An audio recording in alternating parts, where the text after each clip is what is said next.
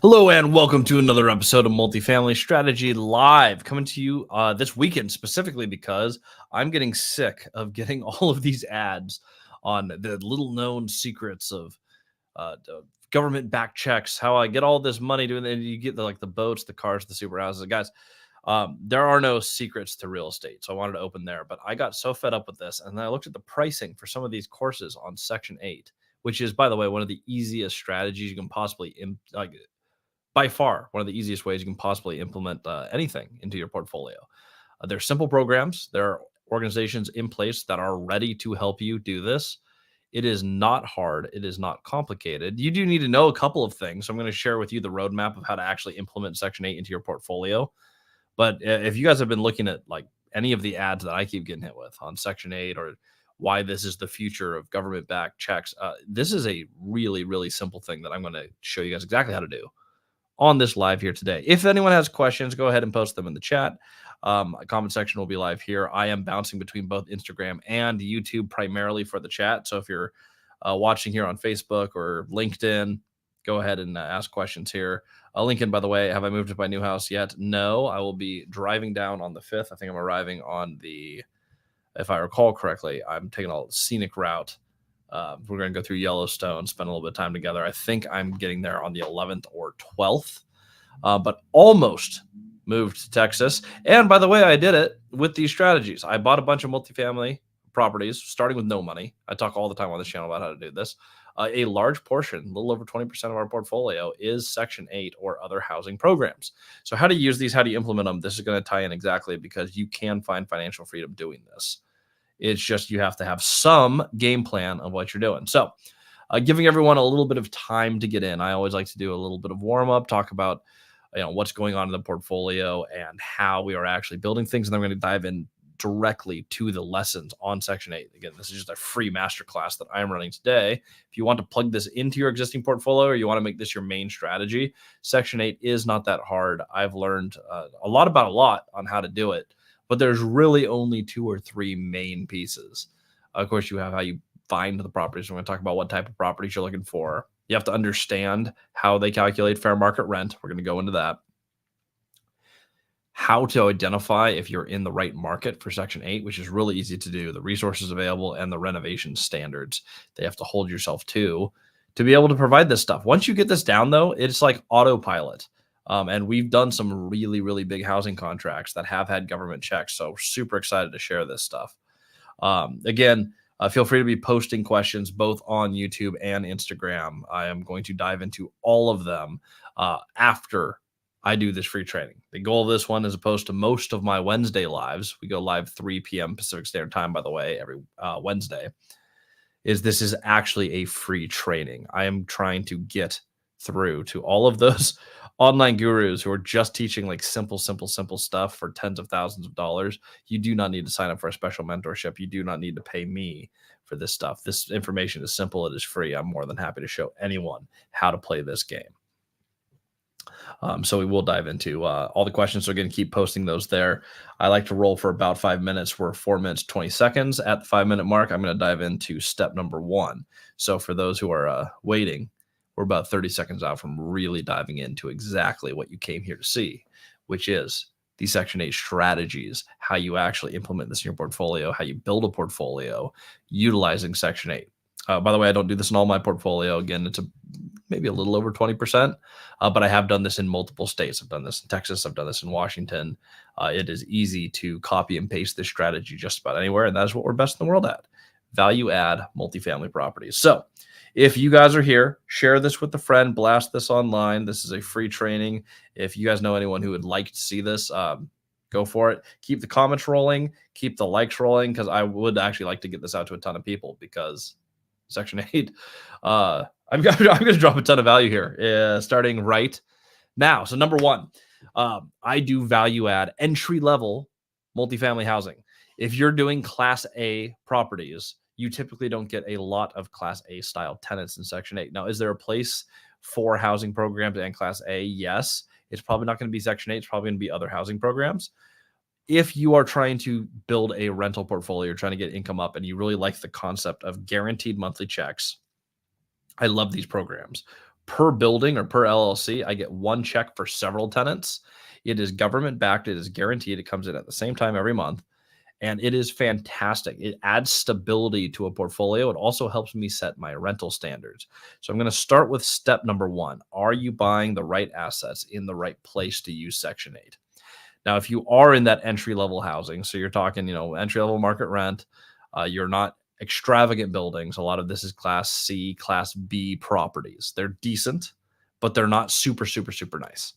If you have what I would call a market rate property, it's a nice place to live. We'll get into the renovation standards, by the way, but it is up to date. It is safe. You have all of the safety, habitability, and aesthetic pieces taken care of where one would want to live in this property. Ethically, it's a nice place to live where you're like, hey, if I was in a similar financial situation with these people, I'd be more than happy to live in this space. This is somewhere where I would be comfortable living in their same situation. And you go through and you go, okay, now what bed bath counts do I have? Do I have all one beds? Do I have a mix of ones and twos, which I really like? Do I happen to have any 3 beds? Because those are awesome in Section 8. They're always looking for more 3-bed apartments for families. So you need to look at, okay, what is it that I'm actually buying? And the first thing you're going to do, absolute first thing, note takers, write this down.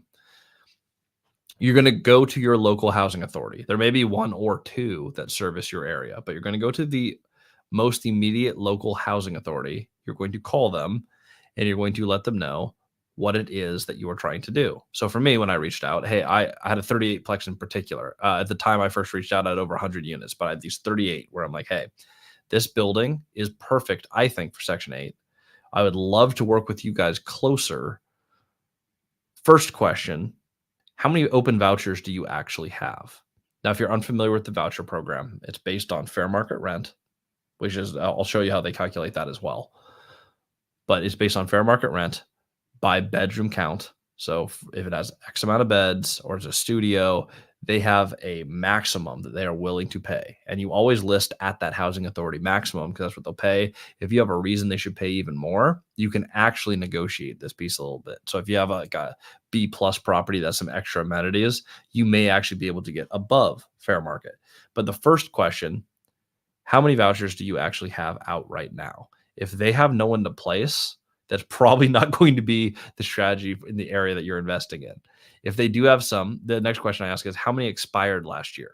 See, on the voucher program, there's actually a set period of time that they have to find a house or housing that meets their voucher requirements. So it will tell them how much they will cover, how much the tenant is responsible for versus the government back check. Oftentimes, it's not 100% of the money. But they go, this is what you're responsible for. This is the type of housing you qualify for. You now have to find suitable housing. They're then going to do an inspection of the housing to make sure it meets their rigorous standards. If it does, you go ahead and you sign a contract with the housing authority. They place the tenant. You now have a tenant in your building. You are set up and on your way to getting checks every month. When you're doing this, though, if they had a lot that expired last year, this is really a gem here. If they're like, hey, we have open vouchers, but last year we had X amount where they were unable to find housing. Now you know that you are in an area that has a huge need. You want to get that number down. That is an easy way to work with your housing authority and say, okay, we want to help fight homelessness in this area. This is how we're doing it. This is our general business plan. And I'm talking, a few sentences on this type of properties I have and what I do renovation wise. I would love to work with you guys closer and see if we can't help you guys fill those vacancies. Can I get a list of what your pricing is, what fair market rent is for studios through 4 beds? And I always write this all down. I keep it on file. They update this every year, usually by Q4. Whenever I look for it, they already know what it's going to be for the next year.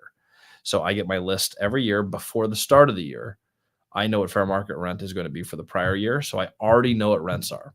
Now, in a lot of my buildings, the way they calculate fair market rent, I have noticed that a lot, not all, but a lot of housing authorities actually have a pretty high fair market rent. It actually might be a little bit above what you're seeing as true market rent, is what they call their FMR. So if you ever hear FMR, that means fair market rent.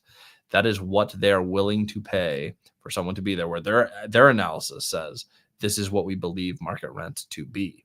Now, the cool thing with this is it actually follows trends based on a 2-year rolling average. So when we see rent go up and up and up, like we have for the last several years, it slowed down a little bit this last year, but over the last several years, rent keeps spiking.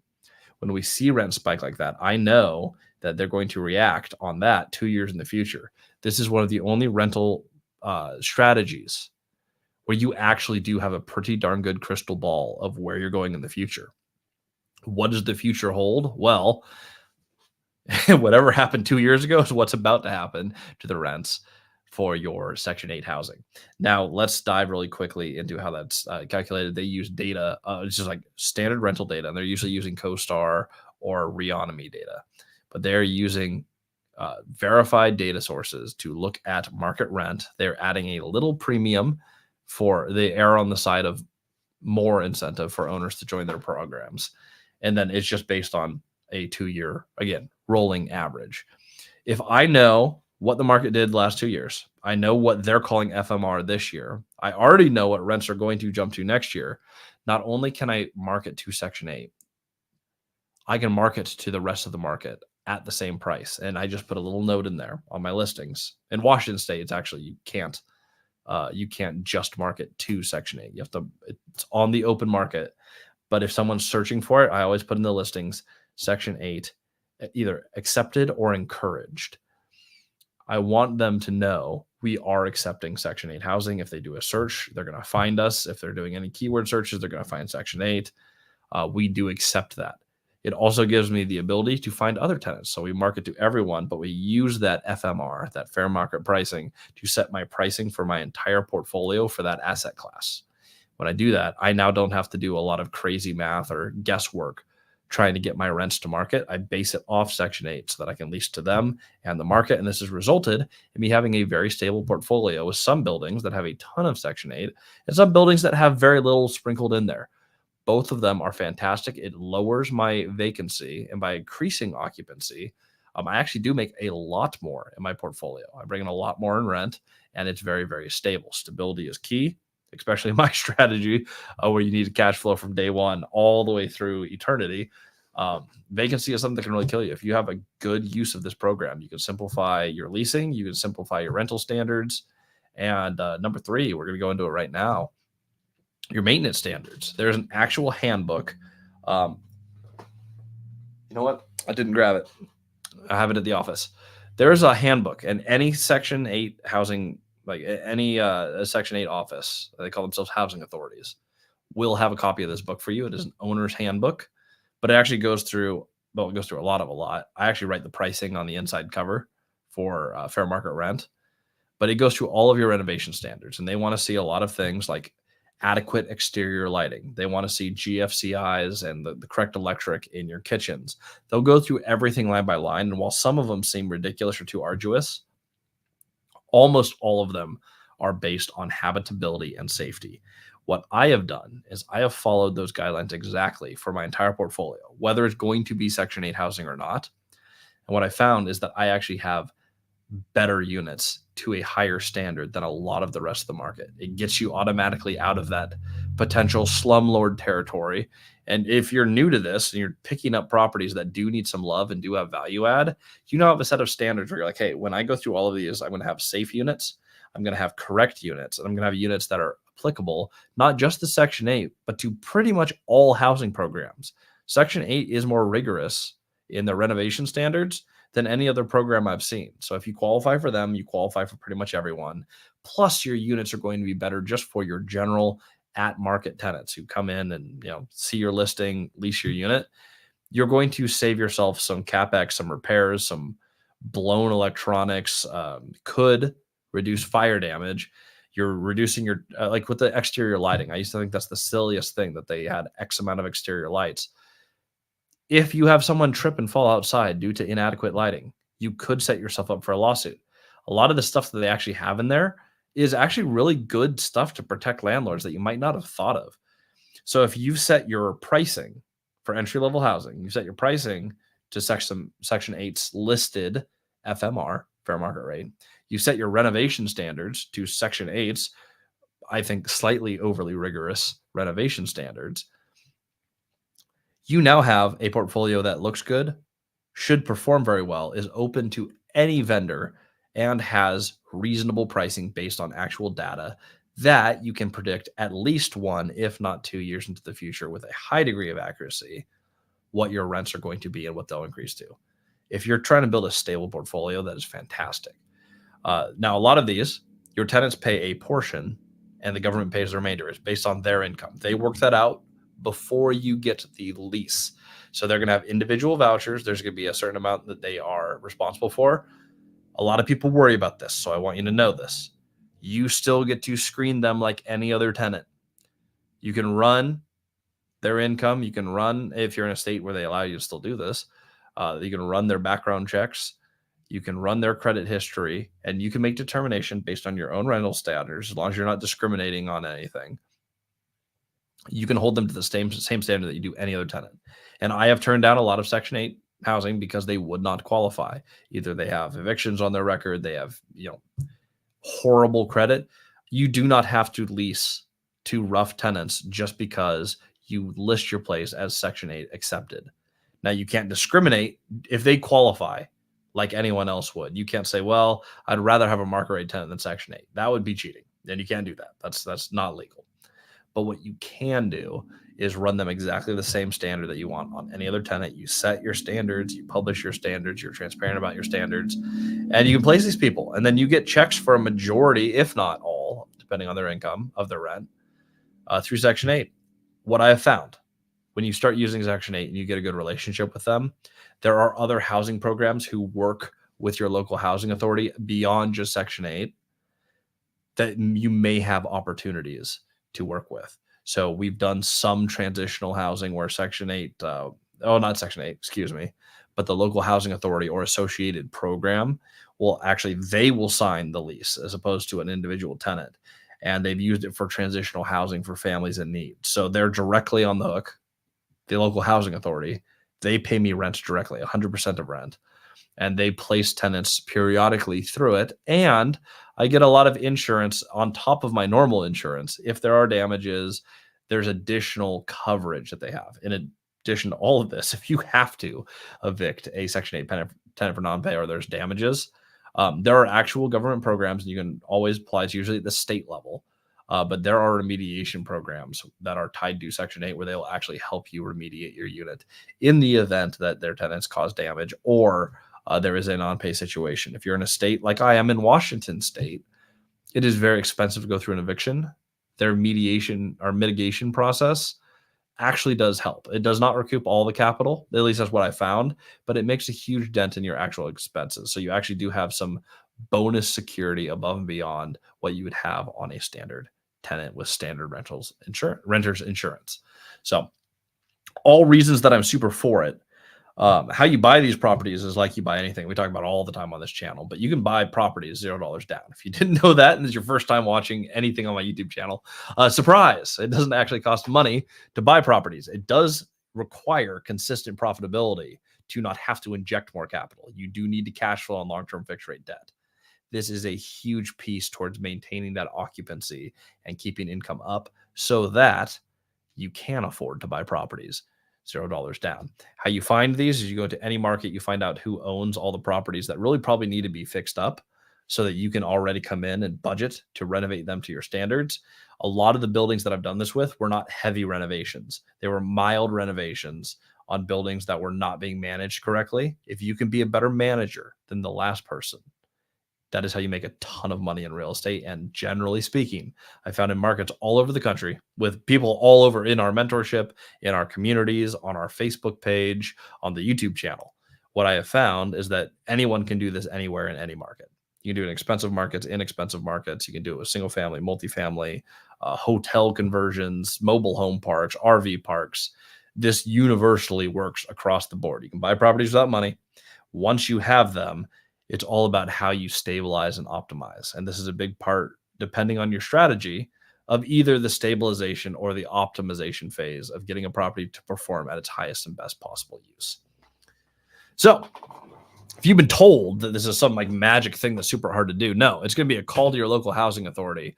It's going to be getting a copy of that owner's handbook, writing down fair market rent for this year and next year on the inside cover, getting a contact whose name you write down for the housing authority, and then learning how to actually go through the renovations per the book and how to correctly list your units. I'm going to add one last piece before I get into the questions. Actually, I always do this. One last piece. There are some, none of the ones that I actually work with, but there are some housing authorities who actually have their own websites where they will additionally market and list your properties. And they will do that for free. So you can submit your listings to them. And they'll actually market it to a whole market of people who are registered for their programs, who can log into their portal and actually see available housing. This is not everywhere. It's not every market, but there are a lot of housing authorities that actually do offer this. So on top of all of the advantages and ease of getting someone in there and marketing advantages, depending on your market, you actually may get direct assistance in the marketing of your listing, which again, the whole goal is to reduce drag on your portfolio. We don't want vacancy. We want consistency in rents. I also just love being able to actually have an impact, like a notable impact on homelessness in the counties that we operate in, because we provide services to those in need. And we do a really good job of renovating, so we are better than any other property around us at the same price point. We're not adding, stone countertops. We're not doing stainless steel appliances. It's entry-level housing, but we are so much nicer than all the other similar buildings doing the same strategy. We lease up first. We get basically all the vouchers. We crush this space by being a little better at renovating and a little better at managing and everyone around us in the asset class.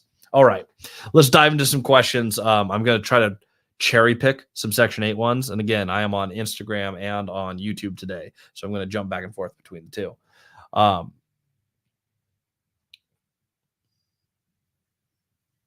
Now, this is about purchase, but I'll start this one because this was asked really early in the stream. When you purchase a commercial, so 5+ unit multifamily building, do you have an amortization rate of 30 years, like when you do to the bank with residential, or less? So on a general residential loan, average, you have a 30-year amortization. That means if you just pay your actual mortgage that is due, you will pay off the property in full in 30 years, principal plus interest. That's how that works. Now, for commercial, it really depends on the building. A lot of them are 25, a lot of them are 30 years, but it's going to depend on usable life of the building. So if you have a building that probably needs a new roof in 20 years, they're probably only going to give you a 20-year amortization. They're going to limit you on your actual debt products. Your amortization is based on condition of building. Now, if you slap a new roof on that thing and it's a 50-year roof, your odds of getting a 30, even 45-year am are much higher. It depends on how new the building is and how new renovations are done. There are absolutely 30-year AMs. There's 20-year AMs, 25s. I've seen a lot in commercial, but more often than not, it will be lower than 30 unless the building is in excellent condition with, your major pieces all fairly new or renovated. Dylan's looking at a triplex that he'd like to get $2,400 a month in rent. Section 8 says $36 per month. The rent by room says $2K per room, so $12K per month overall. Rent by room, I'm just going to say this. You can do this, and I know people who've done the strategy. It's heavily management intensive. And I, in Washington State, thinking about how to evict a roommate on a lease as opposed to like a tenant who rents the whole space, I can see some huge legal and logistical issues there. So depending on the area you're in, bedroom rentals can be a little harder. Shared community space, you're going to have more disputes between tenants. Roommates are harder than having a neighbor in a whole different unit. So if you're doing bedroom rentals, just know that there's going to be there's more systems needed, or you have to own less of them in exchange for upping the yield per unit. If Section 8 pays 36 and you're seeing 24 is what you normally get, I would definitely look at working with a Section 8 program, because if you can get them in and the government is paying for a majority of those, you're going to have people who can afford that higher rent, and that is a huge difference. 36 is a lot higher in proportion than 24. So if you're seeing that market rent is there, you want to make sure you have a really nice unit where it's going to get leased up. But yeah, that's the exact reason that someone would use Section 8 is that you might be able to actually push your rents higher and have the government pay it, which is excellent. You're providing housing, you're helping people in need, you're getting paid more, which is like on a business standpoint is awesome. Cash flow is sweet, but you get to do a good thing and get compensated for it. So I actually really like of the three options. If you're saying only market is 24, bedroom rentals, or just using Section 8, of those for scalability, Section 8 would be my favorite. Here's one that mentions Section 8. Buying another house next week. Mason, congratulations. I'm going to do renovation, refinance, and most likely put Section 8 in it without option by selling. Okay. Thanks for giving us realistic info. Maybe for free. Yes, free is really important. Mason, huge congratulations, by the way. While I really focus on multifamily, Section 8 does work and has a legitimate need for single family homes, especially if you're a house with children. There are people who a house is the appropriate model for them. So if you have entry level housing in a house and you want to use Section 8 and that's part of your portfolio, that is a huge need. That is absolutely a niche that you guys can serve. So well done on doing that. By the way, what's my thought on rent by room to ex-cons? You're going to be management intensive. The hotel that I purchased, renovated, and then sold to the other partner. We did this project, 24 unit earlier this year. When on that one, that is how that's being used. It is specifically working with the local penitentiary for transitional housing for parolees. That is exactly what they use it for. It is a tough niche to be in. Obviously, you can expect a little higher crime if it's all ex-cons. There is a precedent that they may be people who are amenable to committing crimes. So you're going to deal with more drug and violence problems than you might on other strategies. That being said, you are typically compensated for that risk. It depends on what you want to do. If that is in your comfort zone, then do it. If you're trying to create passive income and passivity is the main goal, I would accept less cash flow for more passivity. There is a trade-off there, though. That's what you're looking at with the ex-con bedroom strategy. With ex-cons, I kind of like the hotel for that too, actually. As far as sidebar, in a hotel where they're like 300 square foot units, those actually make really, really, really, really, really good transitional housing for ex-cons because you don't have to do a per bedroom rental. You have a bunch of studios and sometimes one beds in those motel conversions. If you do a really good job on the conversion, they're a nice place to stay. You might be able to get a local housing authority like they did on that hotel to book out the entire building. So they have one master lease for the entire building. While you have a little bit more crime potential there, you know what you're managing and your rent collections are ludicrously easy. So I would actually maybe look into larger multifamily or even the motel conversion projects. I like those better than renting by the room. If you want to avoid violence issues, don't have people room together who are ex-cons. I have found that there are consistently problems with that. If they're all in their separate units, you will cut down on violence. You might not have any difference in drug use, but actual violence when you don't have roommates will go down on that strategy. Absolutely guarantee that. Sean, also, when you calculate loan factor rate, for 80% bank seller carry, would you include the P&I for the bank loan and add the interest only for the seller carry note? Yes. So loan factor rate, this is a math question outside of Section 8, but I will answer this one. Loan factor rate is going to be across the board, all of it, your total monthly principal plus interest. So that means if you have two loans, interest one and interest two, principal one, principal two, all of your combined principal plus interest for the year. So if you're calculating it monthly, multiplied by 12. If it's annual, congratulations, it's already annual. So yearly payments on principal and interest divided by total amount of debt. That is all debt on the building. That will be your true loan factor rate. You compare that to your cap rate. That tells you if it's a good deal. That will get into how to buy these properties so the cash flow Once you buy them, you can get into today's topic, which is Section 8. And I will answer your other questions since these are tied. Lastly, in your interview with Arik was phenomenal. Thank you. That was a fun episode. They say his strategy is go for 20% or more seller carry. Therefore, he puts no money out of pocket while still gets 80% bank loan. He does that. He comes in at a pretty aggressively low price point. So that is something to look at. Arik is a fantastic strategy. He's done a really, really, really good job acquiring a lot. The one thing he has not done a lot of yet is he has not gone through the part where he refinances these. So I think that's when someone like Arik, you can say like, okay, the model worked for sure. What he's done, I love.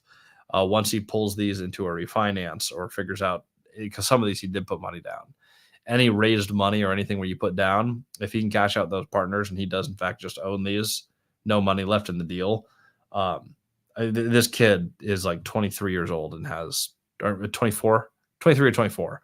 He has over 400 units. Incredible. So, creative finance buyer. But that is what he tries to do. Not all, but a lot of his deals are done that way. He will get a bank to carry a first, a seller to do like a 20 to 40% second, depending on what they want to do. The bank, I don't think you're going to see a lot of banks want to go 80% down with the seller at 20. I think that's going to be really hard to find. If the bank lowers their risk, which means like 60 to 70%, if they have less risk, they're going to be more amenable to having that seller in second, because that second position is not nearly as safe as position one. If they have a lower leverage point, they're more likely to say yes.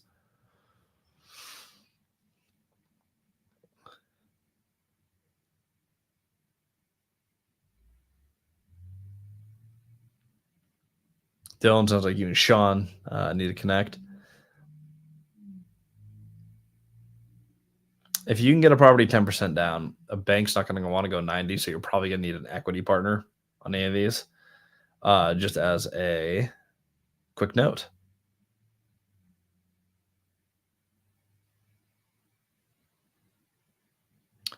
So this actually does tie in. When looking at RV parks, how do you know you'll have good occupancy? I'm having trouble understanding that. It's the exact same. Like, there's no difference at all between RV parks and multifamily as far as occupancy.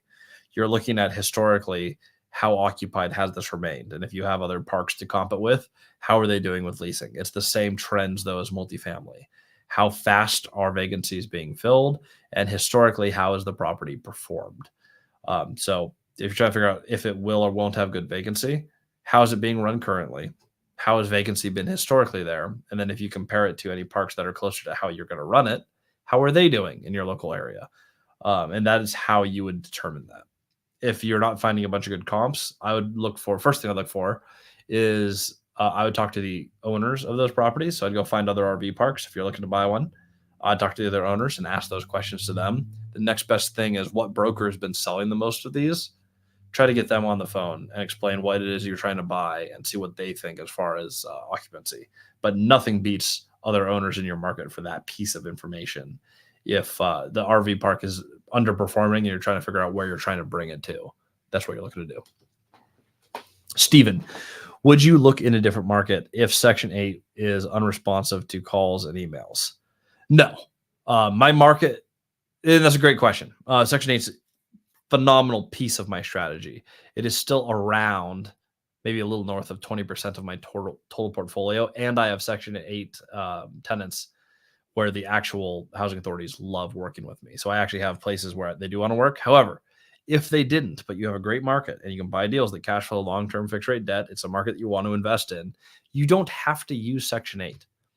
One way that it has been mismarketed, if you've seen any ads for this stuff, one of the major ways Section 8 has been marketed incorrectly is they go, hey, I buy these cheap houses in the middle of nowhere, and then I put Section 8 tenants in them. I'm like, cool. If you want to own a ton of houses with a ton of maintenance and with a ton of, it's a ton of headache. If you want to do just a bajillion small, tiny, single-family transactions and have individual roofs and electric and utilities on every building you own, you can do that. What I have found is invest where you want to invest and buy the stuff you want to buy. Section 8, I have found, works really well in larger multifamily because you can condense it in one spot. Once they do a few inspections there, it's easier to build a relationship. It's easier to do the acquisitions if you're buying larger buildings. And Section 8 providers really do love uniformity. I have a couple of buildings where, while they really should be checking for the maintenance standards being met on every unit, they've worked with me long enough where they're like, they call me and they say, "Is this unit ready for them to move in? And does it look like the last three that we moved them into?" And I can say yes, honestly. And they will look at it and they will just place the tenant. And I've had a few where we never even got the inspection. They just put a tenant in there. They do that because they have a relationship with me and they know that I'm consistent and they know how I renovate and they know the teams that I use to renovate. They've worked with me long enough for that building where they're like, okay, we know exactly what we're doing. We have a system, we have a process. We love placing people there. We have other people there. It's really easy to plug and play if you have one building, one LLC, multiple units. I really love this for multifamily. I know that's a little bit of a tangent, but I would not change my market just to make it work with Section 8. If it's a great market and somewhere I want to invest there. If you're in an area that has Section 8 that is available, I highly encourage you to integrate it into your strategy. It's been phenomenal for me. It's very easy to do. If your local Section 8 program is not responding, by the way, I have one in Texas. Very hard to get a hold of. It took me about 4 weeks to get a hold of them the first time.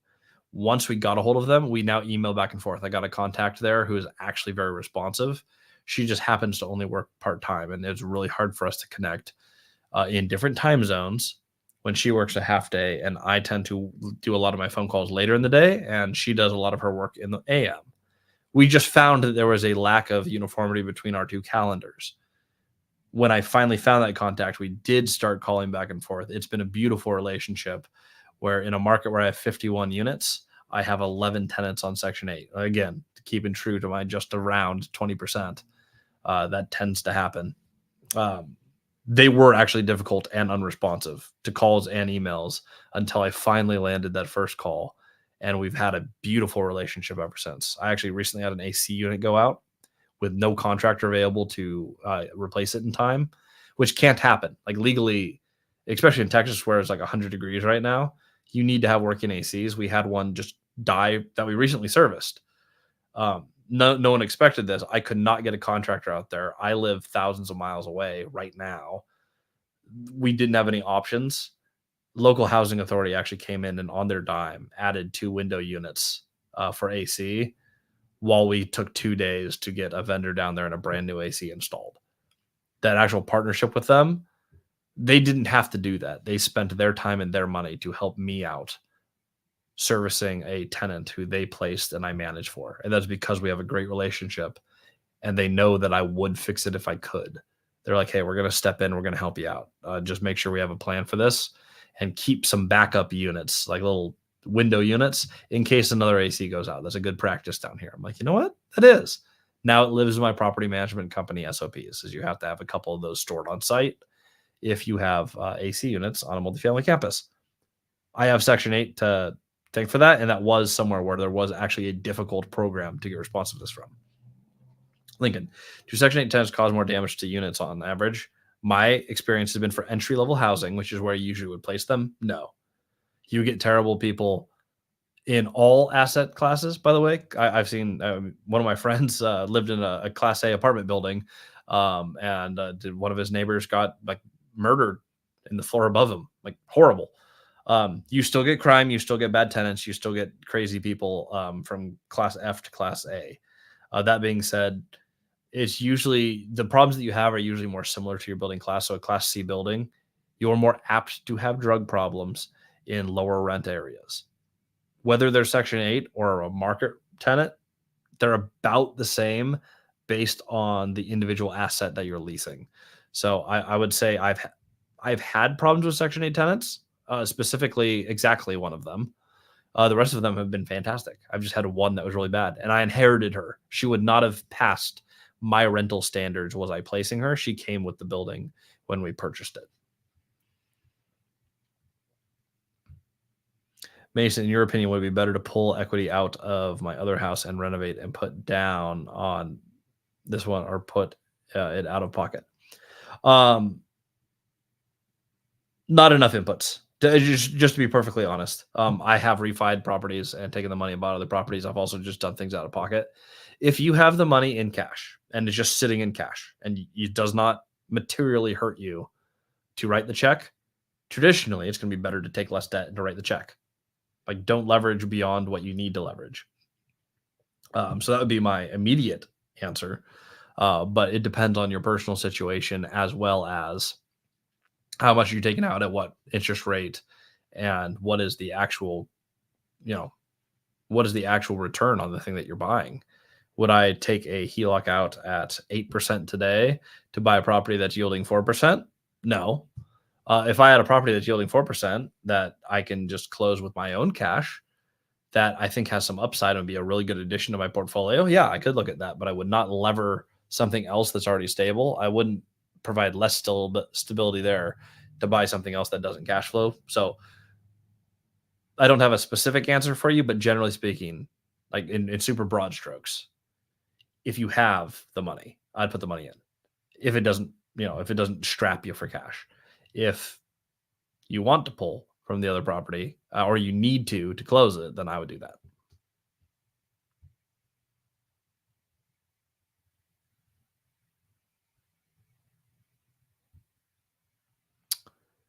And netting 500 a month after maintenance on a single family, that I think that's pretty good. I don't own any single family, but it depends on where you're at, right? If you're in like California, that's and you have a really expensive place, that's horrible.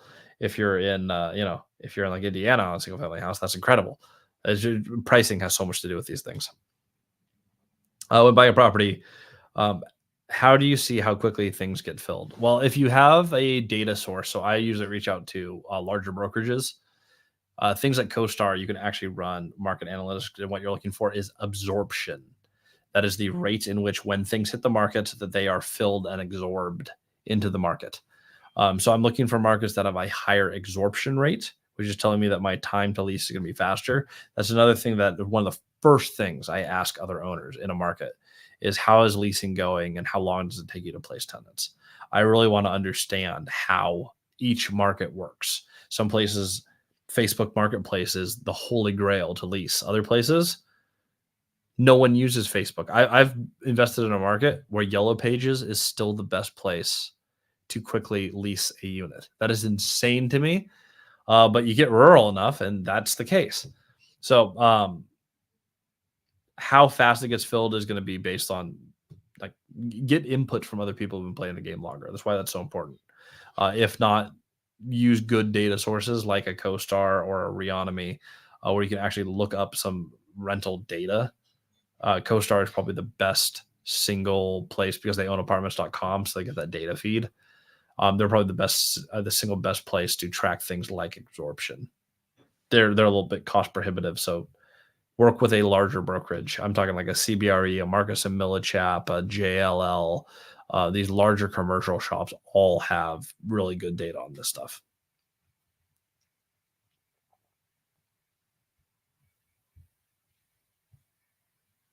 If the business plan for the RV park is low occupancy, the best way to look at comps, vacancy on CoStar, and again, the owners thing is really the main thing there. Talk to owners who own that same asset; they're gonna have way better insights than any piece of software could. Steven, just heard some horror stories with the program. Yeah, you want to make sure that you are not skimping on your rental standards to place these people. And I've actually seen programs that basically say, like, it's government backed, it's fine, just put them in there. Don't damage your property. Like, run good background checks, run the credit checks, do everything you do on a normal tenant. And if they don't qualify, it is okay to tell a housing authority, no, I don't want to lease to this tenant. You don't have to rent to anyone that you don't want to. So if you have a reason that is non-discriminatory where they don't qualify, and that's fine. And I have found that if they're Section 8, that just means that that means that they needed some economic help. There's a lot of reasons why someone would need housing assistance. If they otherwise qualify and just needed the assistance, then go ahead and, in my opinion, let them in. They're not going to be any worse than any Joe Schmo off the street for your entry level property. Just because they have more money doesn't mean anything. Like, to be fair, some drug dealers have a lot of money. They can afford a lot of rent. We had a unit. I won't say which one, but I actually know the owner really well. One of the units I manage, you guys may have seen this on my Instagram page. They had the FBI, SWAT, DEA, and there's four organizations who showed up in like an MRAP on the driveway for this guy who was calm tenant, super quiet, never had issues with him ever. Always paid his rent on time. Turns out he was pretty high up in the drug dealing rings. I believe cartel related.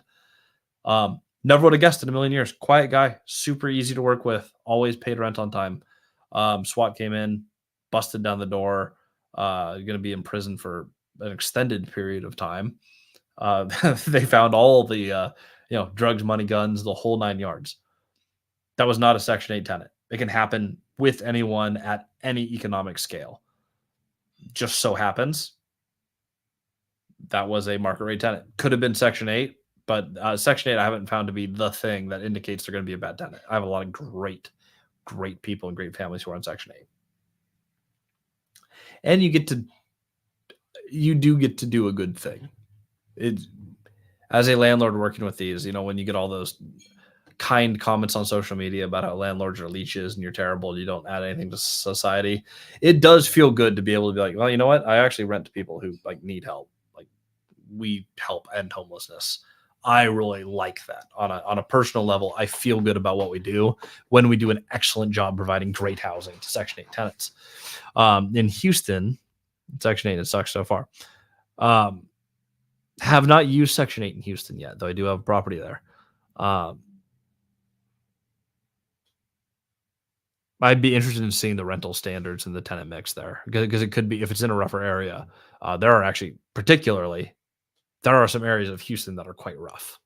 Houston's interesting, and it's almost like a street by street level. You can have one road that's like, oh, yeah, that's a great safe place to live. But if you go 2 blocks over, it's not. Houston has some weird investment things. Like people who invest in Houston usually specialize in Houston for a reason.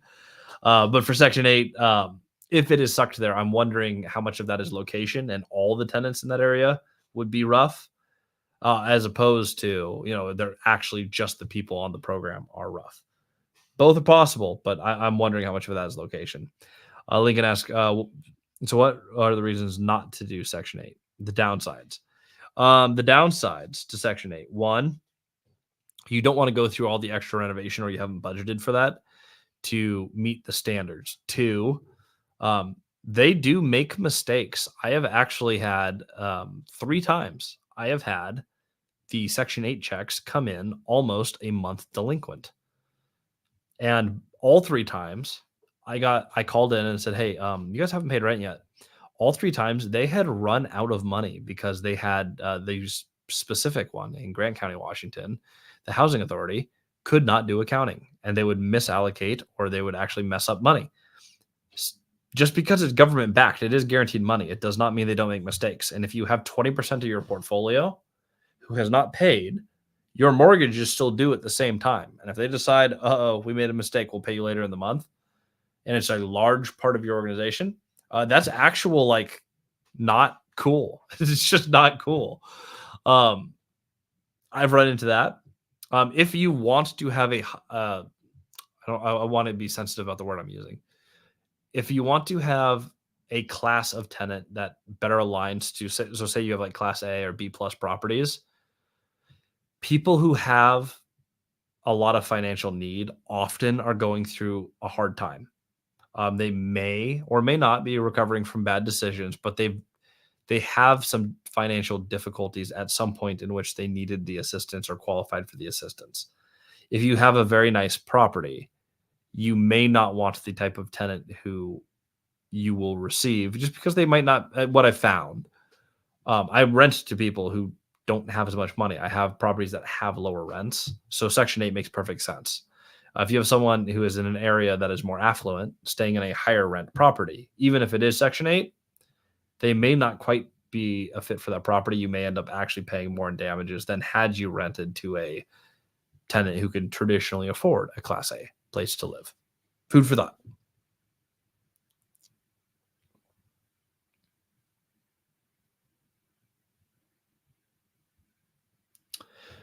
Go in Section 8.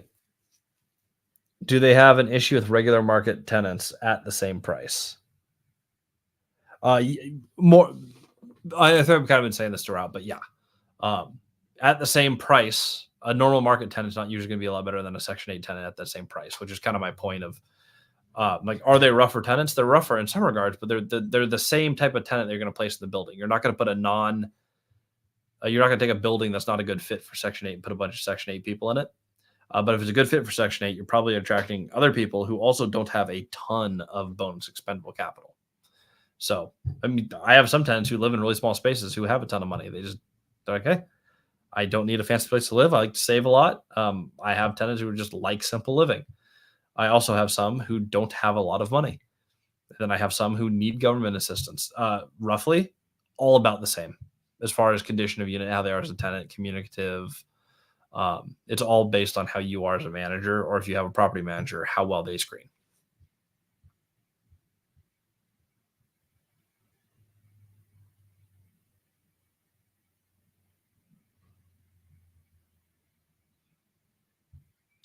This is a good question. This is really important. For Section 8, do you target the top dollar for FMR? Yes. Because they'll just give it to you. I did this in Stephenville, Texas, 25-unit building. They were so FMR was $780 a unit for one beds. That's fair market rent for those joining. Fair market rent based on housing by housing authorities analytics was $780. The tenants on housing were paying $450 a month. I called housing and said, I'm confused. Is there any reason that we're charging this little if you guys have fair market rent? Like, is there anything keeping me from raising rent to fair market rent? Their answer was no. We've talked to the property manager many times about this, and the prior property manager did not understand, and she kept keeping rents really low. We instantly raised rent from $450 to $750, and our tenants did not pay $1 more because it was already covered. You always go for the max fair market rent. In Moses Lake, I actually list it for $5 less because I know I'm not the only person who is marketing using fair market rent from Housing Authority as our standard. So I just happen to show up $5 less than everyone else trying to do the same strategy. That's it, though. I mean, that's still shooting for the max. If you're off of FMR by $5, you're at 100% of FMR. I mean, that's the $5 is not going to be what makes you rich on a monthly basis on any property. So yes, you do shoot for that.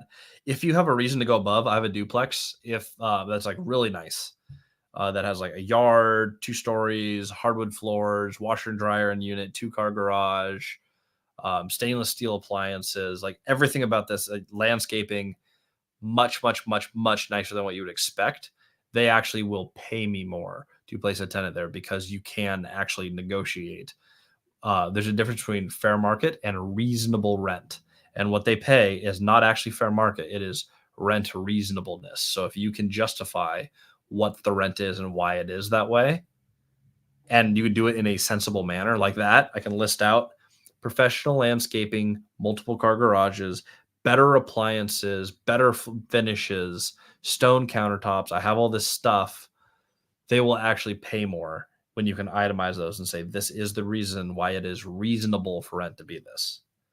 Rent reasonableness is a really important term that you want to know, because if you are using this on like a Class B property, you should get more rent than a Class C property. And if you can communicate the differences between what you're doing and what another unit that they're placing someone at that is like, which is really easy for me because I have multiple buildings. I go, look, you're paying X amount to put them in this basic unit on this 38-unit campus that's clean, tidy, but very basic. I have this much nicer building here. It does command higher rent. Here's why. You get higher rent. Thoughts on Tom Cruise? By the way, that's not the actor. He is a online Section 8 guy, or other big Section 8 investors selling courses. Here's my thought on Section 8 specific courses. It's BS. It's super easy. If you look at the way, I'm not calling out Tom specifically. I'm talking about big Section 8 online course gurus. I see the same marketing across the board from all of them. The secret strategy, or look at my boat, yacht, mega house, any of this stuff. If you buy a boat, a yacht, a mega car, or like supercars, super houses, A lot of it is done as specific write-offs against active income, which comes from being a course salesperson. So the problem that I have with these is they go, you can be rich like me if you do this. Section 8 is not why someone can afford all those things. You can afford all those things if you have a course that helps you buy properties, which you use Section 8 for, and you use the Section 8 properties to sell your Section 8 course. It's a different dynamic. You're not just going to come in to any of these online gurus and make the money that they're making or buy the supercars that the stuff that they're advertising is not real. It's fed. They have multiple facets to their business. And I've seen some of the numbers for these guys.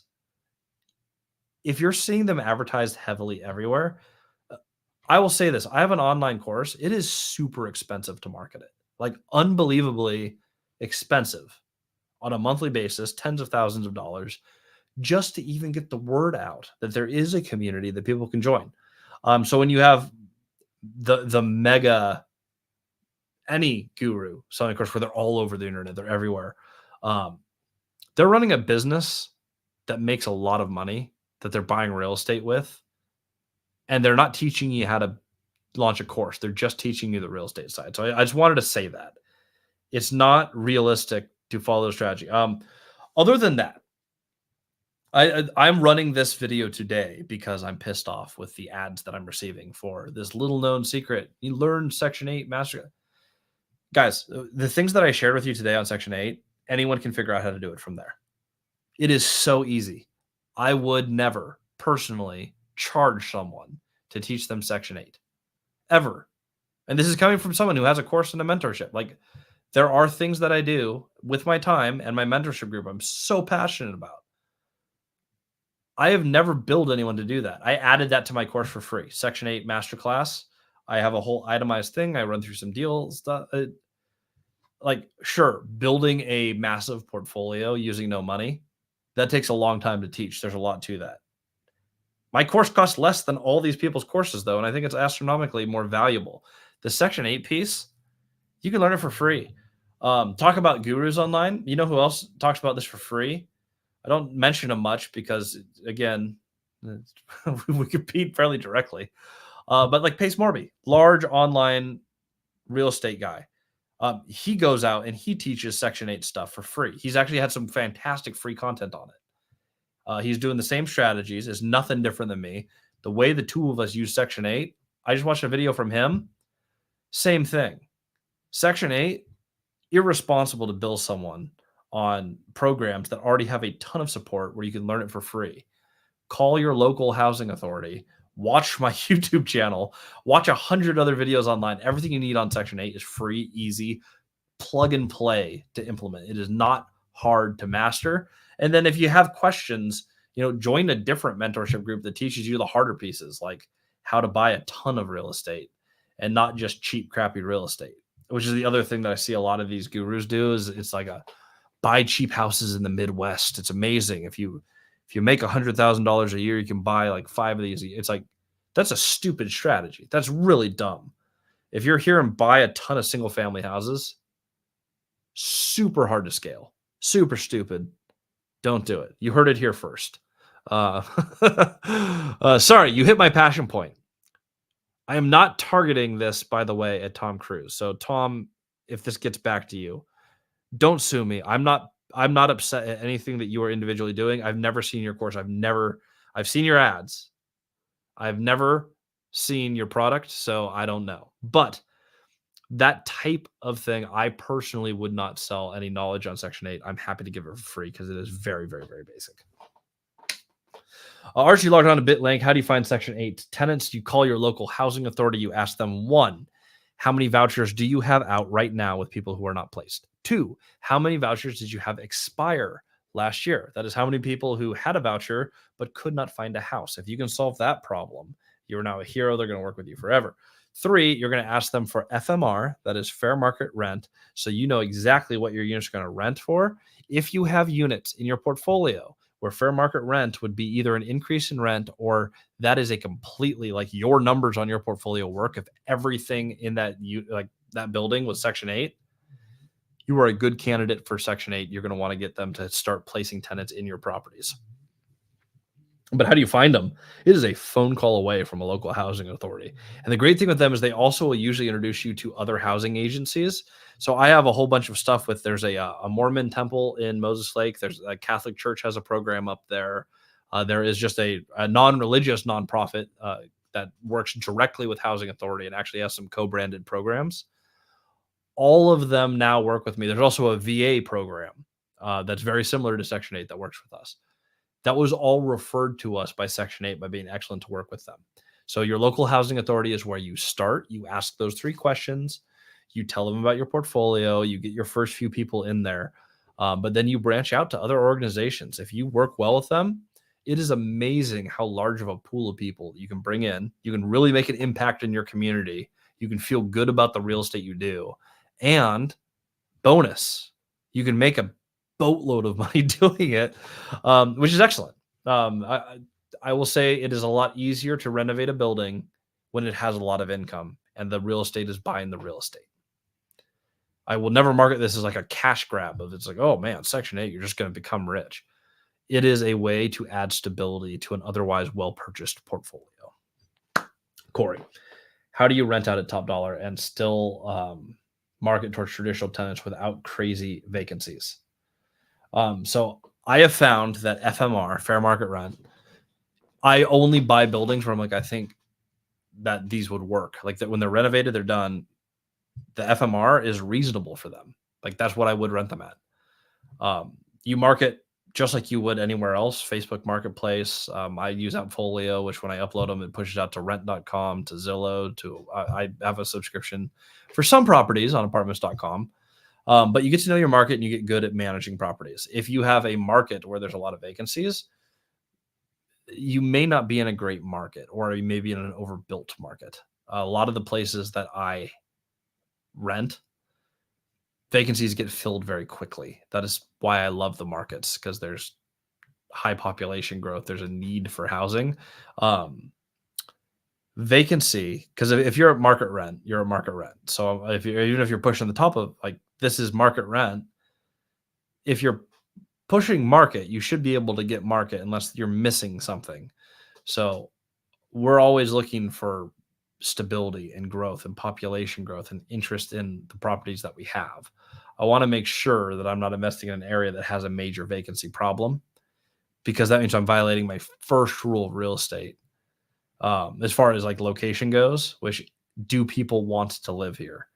If people don't want to live there, you're going to have a struggle because just supply and demand. It's basic. That's like Econ 101.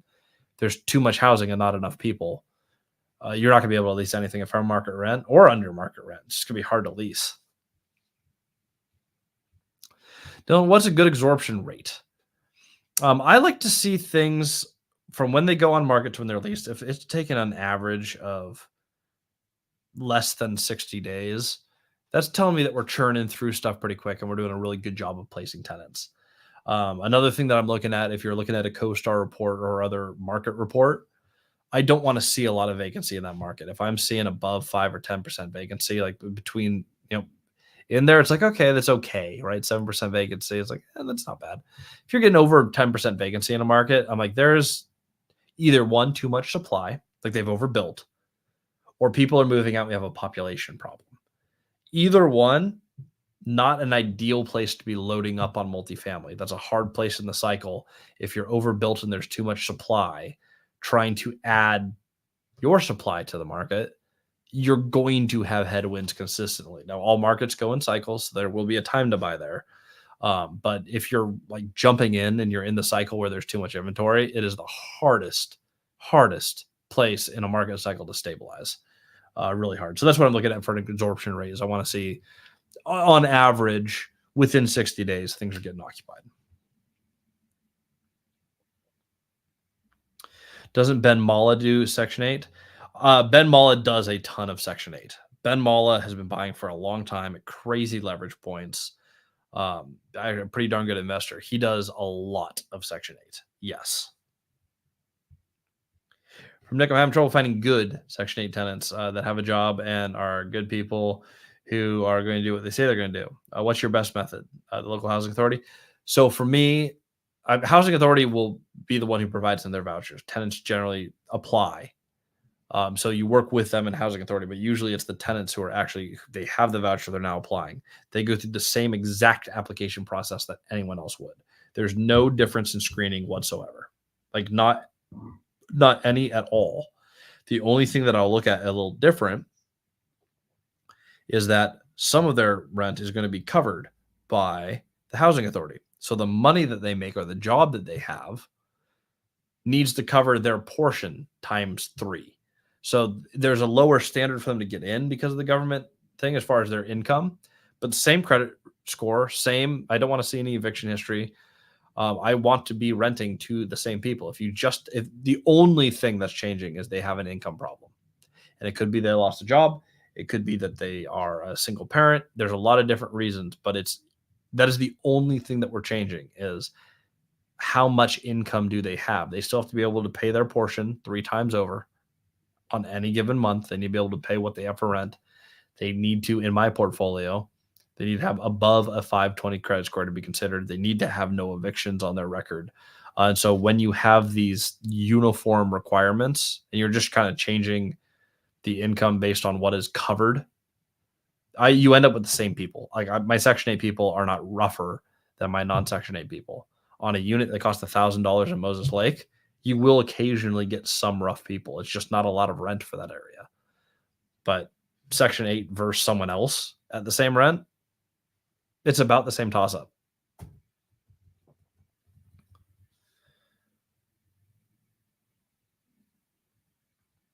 So this is called LIHTC. Section 8, the same as low income tax credit housing. No, it is. They go hand in hand. They're very similar. And I am actually buying a LIHTC property right now. LIHTC has some different qualifications or things. LIHTC has a covenants on how long the property must be kept at a certain percentage of fair market rent. So you actually have to offer below fair market rent housing. So your rent reduced. So it's actually, for you, the landlord, it is less than FMR. Typically, people who do this get some really favorable financing, which is why one would do this. But yeah, those are basically low income tax credit housing projects are intentionally held at lower rent, and there's a covenant in place where they are. Now you can use Section 8 in those, but it is not the same. It's not the exact same thing. Also, when they trade hands, you often have to have a nonprofit involved. I won't get way in the weeds on this, but I have a building that I'm buying that is LIHTC, and I legally have to have an approved nonprofit group that has a specific low-income housing license in the state of Texas has to own at least 1% of the LLC. So I can own 99%, but they have to be one of the managing members, and they have to own at least 1% of the deal. I have to have owned for another 3 months in that market before I can qualify to make my own nonprofit that can buy those. So you have, there's a lot more nuance. If you can figure out how to buy them, by the way, you can buy at some crazy prices. I'm looking at buying 44 units for $1.8 million in a market where I got a fantastic deal buying 26 units for $1.6 million. I mean, it will be about probably the best deal I've ever done, but the hoops to jump through that, it's a lot more than a traditional purchase with or without using Section 8. Nick, should I just put the first tenants in there and get to the GVT paying their portion, the government paying their portion right away? I just put the unit on markets and at the fair market rent of housing authority and say Section 8 accepted. First come, first serve. I don't discriminate, and I can't say, hey, you weren't Section 8 voucher, we're not accepting you. You put it up for market, and you let the market do what it will do. I do like it when Section 8 does it, and government will pay traditionally, even though it hasn't always done that. They'll traditionally pay you on time in the standardized method on the same day every single month on a check per LLC, which is really nice. So I get checks for 10 tenants at one time. Just one check has all the tenants itemized on it. Super easy way to run business. How do I pay back an investor that helps me with a down payment on multifam? the real estate needs to buy the real estate. So you can do it out of refi. You can do it out of cash flow from the property. If neither of those are working, you can always do it out of earned income. How we pay all of our obligations without sounding flippant. How do you pay your debts? With money. There's a lot of different ways in real estate that the money can come from. It can come from a successful sale of another property. So you flip a property and pay them back. You can refinance a property and out of the refinance, pay them back. You can save up and sideline cash flow and pay them back. You can earn money outside of real estate and write them a check. You could have just bought a good deal where you're buying yourself time to save up the money to pay them back. There's a lot of ways to do it. You can also find, like I've done this on a deal. I had a new investor buy in and buy out the old investor on different terms because the project changed. I actually wanted to do more renovation. I would not be able to pay that investor back all their money and have them fund the renovation. But it was a phenomenal deal with a ton of upside. What did I do? I found another investor to buy out their position with a little bump. So they got all of their original capital back plus 10%, and they didn't have to do the deal. A new investor came in happy with the price and gave me the money to do the renovation. So we did a new project with a new partner. That is 5 examples of things you can do. You can earn it. The deal can earn it. You can refi. You can sell. You can have an equity partner buy in. You can swap out partners. You can't do that indefinitely, by the way. We call that paying Peter to pay Paul. You don't just pay one person, then borrow again to pay them off, and then borrow again. That's dangerous. But within reason, you can get creative with your partnership structures, and someone else could buy out another partner if there is a logical reason to do so. That's 5 of many ways that one could pay back an initial investor who helped you with the down payment on a property. Archie asked, is Section 8 the primary plan when analyzing and purchasing properties, or is it the backup plan?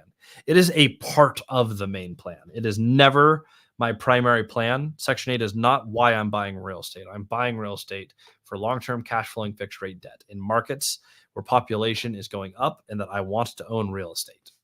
That is what I'm doing. Section 8 is not a piece of that mission statement.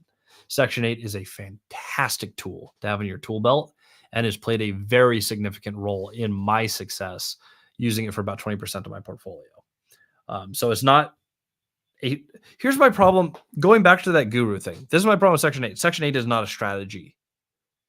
It is a thing that you can do in your existing portfolio. None of the principles of real estate or none of the reasons that you'd be successful in real estate are dependent on Section 8. It is a strategy that can be implemented as part of your larger strategy for your portfolio. If you're just sold on, like, I'm only doing things that work for Section 8, you're going to hamstring yourself and only do deals that work with Section 8. What about all the other fantastic deals you could have done? This is why I'm so big on deal, then debt, then equity. It's the same logic. Look at the deals in your market, and then if they're great and you figured out the debt and the equity, then go buy them. Then if you can make them better with Section 8, or you can have less vacancy, or you can make more money, or you can simplify your universe, implement the supplemental strategies. People who have you pay tens of thousands of dollars for a supplemental strategy, idiotic. If you guys appreciated this, by the way, I'll probably run another one of these. I get really frustrated when, just honestly, when I see all this marketing go out for Section 8, like, pay me all this money to learn. It's like, it's not hard. And you don't need to pay someone a bunch of money. There's no secrets. You could pay someone to learn how to, like, structure your portfolio or structure your deals. But a lot of these have really, at least from what I've seen, rudimentary, like really basic, like, here's kind of how I'm buying deals. You could buy them too. And once you buy them, you can do these strategies. Like, that's not very helpful. So I'll do this for free all the time. Dylan, thanks for your time on the weekend. Yes. I also, bonus, I release a video every Saturday. I forgot to give my editing team the video. So I also owe everyone a video this weekend. So here you go. Could you talk about the Lightech deal? Let me get a little farther on it. I'm figuring out one more thing on the Lightech deal. It's under contract now. What I want to do, give me a little bit. I'll run a specific live on that deal, because what I'm doing with that deal, I'm actually learning a lot. I want to make sure I know the things that I know before I present that deal, but I will actually show that with pictures. I'll actually do like a screen share and actually go through, this is exactly how it works. So yes, give me a little bit more time on it. I'm going to get through due diligence. I'm going to get more photos, and I will actually run like a full presentation so you guys can learn everything I'm learning on it. Jason asks, what list should I call for my first creative finance deal? Oh, I love this. Get away from lists. You're not looking for any pre-made list because everyone else is going to have access to it. Here's what you're going to do, though. You're going to go to Google Maps. And you're going to look for the longer roofs in residential areas. They're probably multifamily. You're going to plug that into a parcel map, or a GIS map, is what it's also called, for your county. And you're going to click on the property, see who owns it. And you're going to figure out how to call them by using Google. If you go to my YouTube channel, or if you're watching on YouTube, it is a pink background. It is, I believe, my 5th most watched video. So if you sort by watches, can't miss it. Pink background is back when I had like a huge, ugly COVID beard. Check that out. That will show you exactly how to call them and find them. That's like it. I think it's like an 8-minute video. It's super short. Reach out to owners in that area. When you are networked with the owners, you will find more deals. If you try to call list, you're going to be running them off of stuff like Reonomy, which has great contact info. You'll call owners, but everyone else has the same data you have. I have found the sniper rifle approach is better than the shotgun approach for finding deals because everyone is using technology and marketing to generate and run and market to the same list. If you are going the opposite direction, you will find more deals. So if you are looking for a deal in Utah, the first thing I do to find a creatively financed deal is start relationships with people in the area of Utah that you want to invest. So choose a market, find those properties. If you are having trouble on Google Maps finding them, the nice thing with cities is they actually have zoning codes. So there's limited places you can actually build multifamily. So if you do find a multifamily building, you only have to really find one. You can do it with by looking at actual zoning codes and looking at what's qualified for multifamily. Or if you find a multifamily building, your odds of finding more in that area are really high. So look in those neighborhoods where you're like, hey, I found 1 or 2 apartment complexes. You're likely in an area that's zoned correctly and just start branching out from there. Last question on YouTube, then I'll run through the Instagram ones, and then I am off to a going away party for a family member. Corey says, we are transitioning our complex to Section 8 and will be selling the property and notes in North Carolina. Well, North Carolina is a very hot place. So if anyone wants to look at a deal coming up, this is being stabilized and sold, Section 8. Reach out to Corey if you guys have any info. I know Corey is a member of our Facebook page too, which is free to join. I have to audit you so you're not like some scammy marketer because I do monitor that page really close. But that is Multifamily Strategy on Facebook. It is a group, Facebook group. We're just about 1,000 members strong. You guys can always connect with people like Corey there for details on his deal. Jason, done one house hack. I started with a house hack. I won't do it again because I actually like having my own place and my own space with my own yard, but fantastic way to start. I had a lot of fun with the live and flip house hack. I did all the bigger pocket stuff.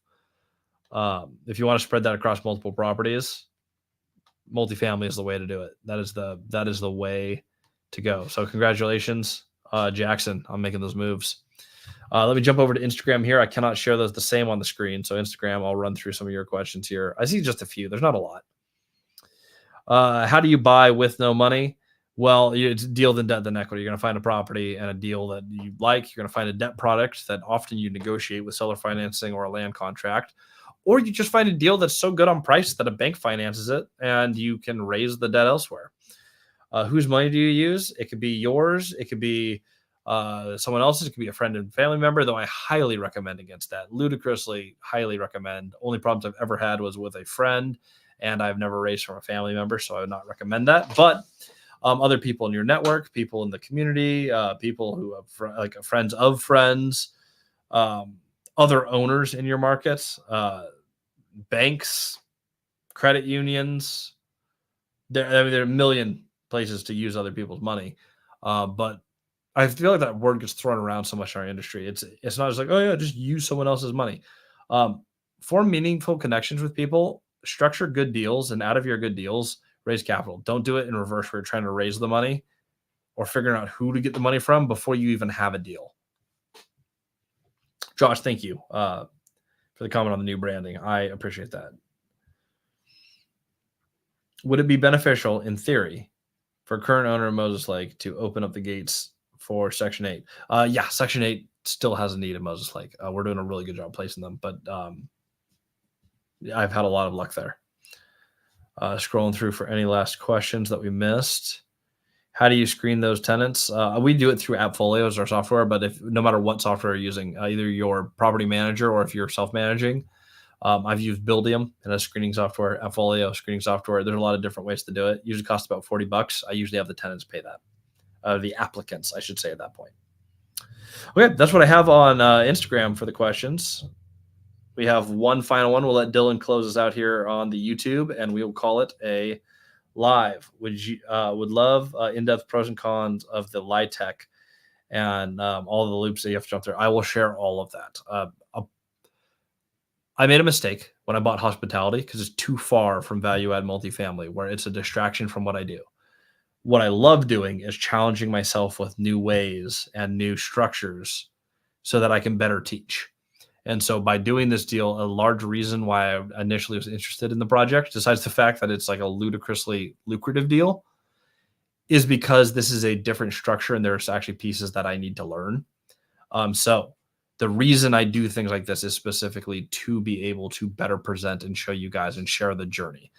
So I will never go on an adventure and not share it here on YouTube and teach it on multifamily strategy, the course and the mentorship. Anything I learn is designed to help push the community forward. And that's why we have the Facebook page, so everyone can learn with each other. And that's why we do mentorship in weekly groups specifically for that. So if you want to learn more about that, that's multifamilystrategy.com, the mentorship group. Facebook page is open to all, so check that out. If you guys want to know more about buying, by the way, no money down, my last webinar had way more people than it was supposed to. I was going to run it once. I was just trying to do like a free event.